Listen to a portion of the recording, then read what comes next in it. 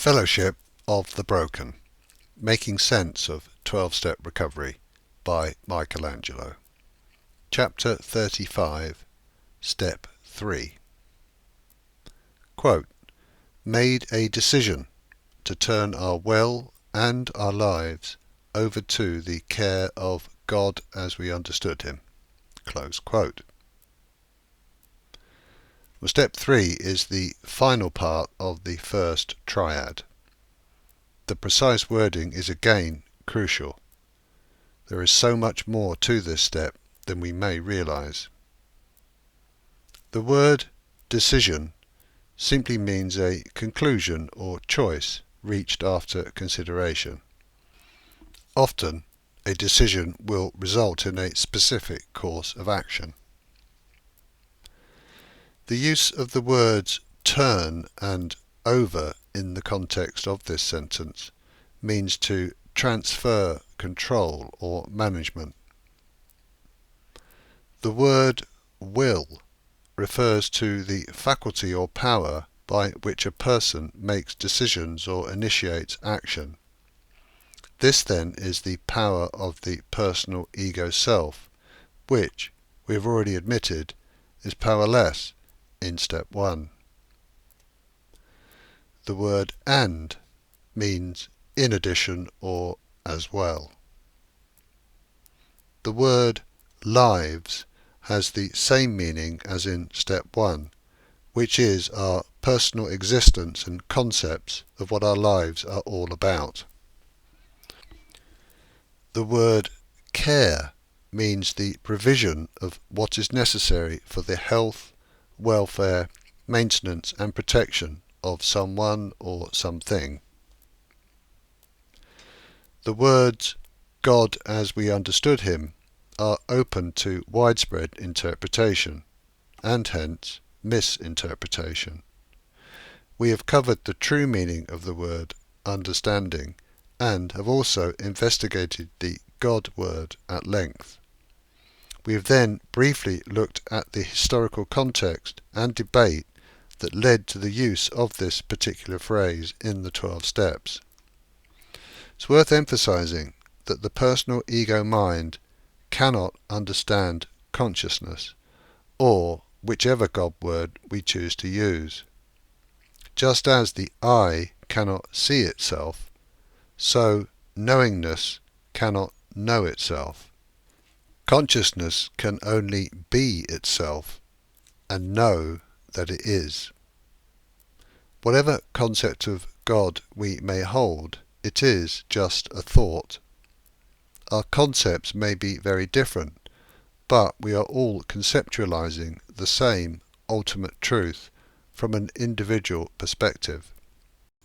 Everyone is entitled to his or her own perspective, but we should be clear that all perspectives are personal and therefore not absolutely true.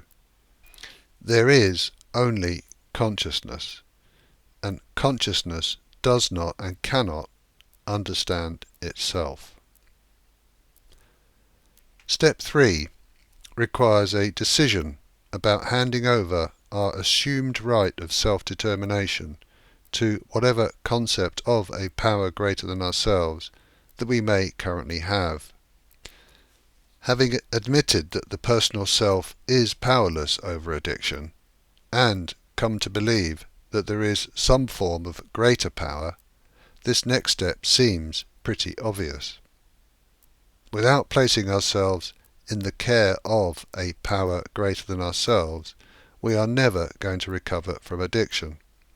However, although this handing over of the problem does require surrender, it does not imply inactivity.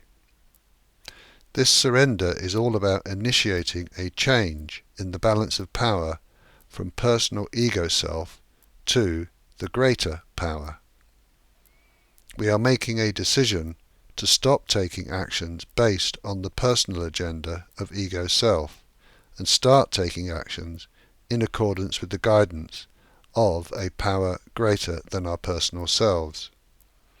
At the very least, this means making a decision to continue with the rest of the steps, but actually the implications run far deeper than this.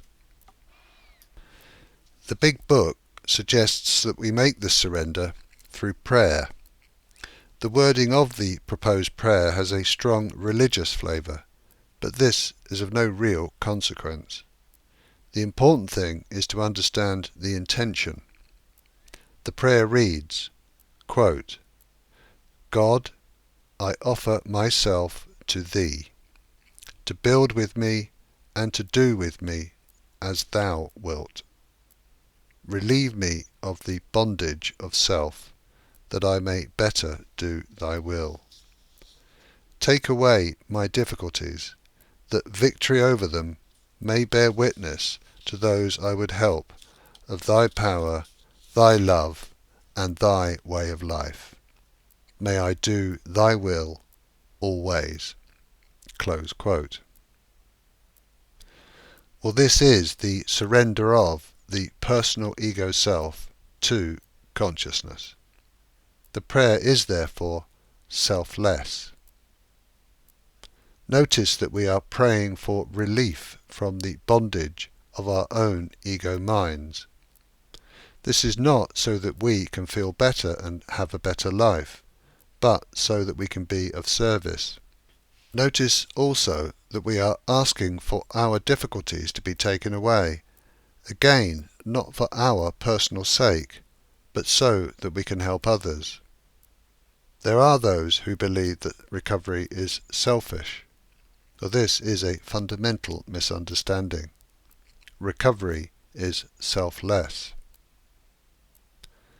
A literal understanding of step 3 would be that we make a one-off decision to hand over the problem of addiction to whatever conception of the God word we may have at the time. The practical implication of this decision is that we are willing to continue with the rest of the steps, even if we find the prospect uncomfortable and unappealing. This can feel much more like acquiescence than liberation. The personal ego self feels that it is making this decision reluctantly. A deeper understanding of step 3 would be that the problem of addiction is more than just the physical and mental compulsion. It is rooted right down at the level of identification with the personal ego self. If we are going to recover effectively, then we need to make a decision to hand over not just the addiction, but also our personal agendas and hence the future course of our lives. It becomes apparent that this is not a one-off decision, but a decision that needs to be made and renewed every single day. The next level of understanding would be that the power greater than our personal self is the consciousness or universal mind that gives rise to the personal ego mind in the first place. Consciousness has been here all along, but we have been overriding its guidance by insisting that the personal ego mind knows best. Most of our thinking and behaviour has been based on the assumption that the body and mind is personal rather than individual. No wonder that our search to find happiness, peace, love and unity for the personal self has always resulted in struggle and suffering. Consciousness is ever present and ready to express itself through each body and mind. All we have to do is make a decision to let that happen, and then act in accordance with the guidance received. Such a decision will need to be made throughout each day, otherwise we will quickly forget and return to identification with the personal self. The deepest understanding of step 3 is totally life-changing. The whole manifest world is consciousness only. There is nothing but consciousness, including the previously imagined personal self. Our will and our lives never were under the control or management of the personal self, because the personal self was only ever a thought that was given power through belief. The personal self that makes the decision to hand over power eventually fades away as a result of the transformation that then takes place. The decision to allow consciousness to determine our thoughts and actions, and hence the course of our lives, is made moment to moment until there's no longer a decision to be made. There comes a point when the balance of power between human and being shifts sufficiently that the being is simply expressing itself through the human. In order for this to happen, we have to start the process of transformation, and step 3 is the starting point. The caterpillar makes a decision to build its own cocoon and enter into metamorphosis. The prodigal son makes a decision to give up his old life and begin the journey back home. When I did step 3 with my sponsor, we knelt down together and read the step 3 prayer from the big book. I had no idea who or what I was praying to. My overriding thought was embarrassment that someone might look through the window and see what we were doing. It has taken many years of practice before the profound importance and significance of step 3 began to sink in. They say that more will be revealed as recovery progresses, and this has certainly been the case for me. I also realise that there is yet more to come, and today I find this exciting rather than daunting. I was told in early recovery that if we were able to fully grasp and implement the full implications of step 3, then there will be no need for the rest of the steps.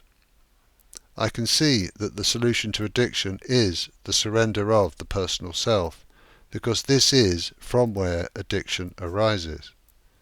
However, it has not been possible, in my experience, to jump from personal ego self to consciousness as the result of a single decision and stay there.